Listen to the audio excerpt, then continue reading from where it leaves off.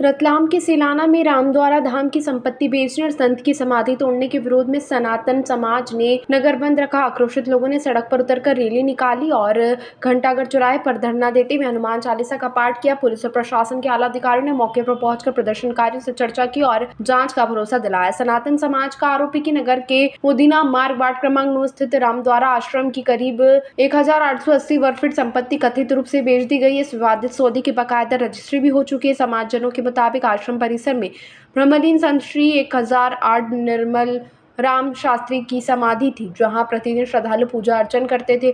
आरोपी के स्थानीय निवासी दिलीप गौड़ ने समाधि को क्षतिग्रस्त कर वहां निजी नर्सिंग कॉलेज और स्कूल का संचालन शुरू कर दिया है।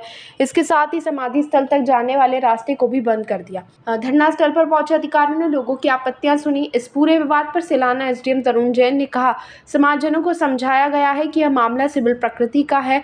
प्रशासन ने इस मामले में संज्ञान लेते हुए रजिस्ट्रार को पत्र लिखा है और जमीन से जुड़े सभी दस्तावेजों की आधिकारिक जानकारी भी मांगी जा रही है। प्रशासन का कहना है कि दस्तावेजों की पड़ताल और तथ्यों की पुष्टि होने के बाद नियमानुसार आगे की वैधानिक कार्रवाई की जाएगी।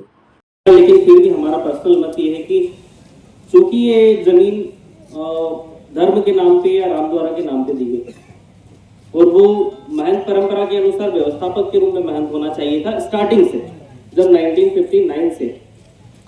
तो ये फैक्ट आपको सिविल कोर्ट को बताना पड़ेगा और सिविल में ही ये प्रकरण लगाना पड़ेगा, क्योंकि कोई चीज 1959 से चली आ रही है वो हमारे पास बिल्कुल भी राइट नहीं। इवन 1959 से भी 10 साल पहले अगर किसी के नाम रही हो और उसमें रजिस्ट्री हो गई हो, रजिस्ट्री होने के बाद उसमें सत्य का प्रश्न निहित हो जाता है और वो प्रकरण सिविल में ही जाता है। हमारे पास उसका कोई राइट नहीं। हम केवल यहाँ पर रिकॉर्ड को अपडेट करते हैं, रेवेन्यू रिकॉर्ड को अपडेट करता है, नगर परिषद रिकॉर्ड को अपडेट करती है। तो एक चीज हम लोग आप लोगों के लिए ये कर सकते हैं कि फर्दर कोई रजिस्ट्री ना हो, एक इस तरीके से एक विस्तृत हम जांच प्रतिवेदन बना के सब रजिस्ट्रार को, डिस्ट्रिक्ट रजिस्ट्रार को दे सकते हैं कि चूंकि ये परंपरागत रूप से मतलब रामद्वारा के नाम से दी गई थी, भले ही नाम उसमें व्यवस्थापक के चढ़े, एक व्यक्ति का जुड़ा, व्यवस्थापक का जुड़ा, व्यवस्थापक को उसमें अधिकार रहा व्यवस्थापक को रजिस्ट्री करने का। क्योंकि जब भी किसी नामांतरण पंजी में या खसरे में किसी व्यक्ति का नाम चढ़ जाता है तो उसको राइट ये हो जाता है कि वो किसी को रजिस्ट्री कर सकता है। सब रजिस्टर कार्यालय में ये देखा जाता है, इसके अलावा और कुछ नहीं देखा जाता।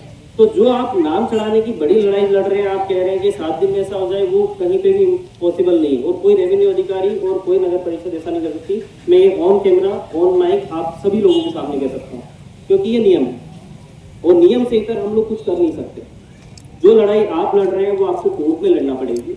हम फर्दर आपके लिए ये कर सकते हैं कि हम एक डिस्ट्रिक्ट रजिस्ट्रार को पत्र लिख सकते हैं, क्योंकि ये परंपरागत रूप से इस तरीके से चली आ रही है और इसको फर्दर कुछ भी अंतरण ना हो, इसके लिए रजिस्ट्री पर जब भी आपके पास कोई रजिस्टर्ड विक्रय पत्र कराना है तो उस तरीके का रजिस्टर्ड विक्रय पत्र निष्पादित ना हो। यही हमारे अधिकार क्षेत्र में, और माननीय अधिवक्तागण भी यहाँ पे बैठे हैं, अगर दूसरा कोई लीगल पॉइंट ये बता सकते हैं जो हमारे अधिकार क्षेत्र में जो हमें नहीं पता हो तो उस पर भी हम बात कर सकते हैं। ताज़ा खबरों के लिए सब्सक्राइब करें JSR टाइम्स और साथ ही नोटिफिकेशन पाने के लिए बेल आइकन को दबाएं।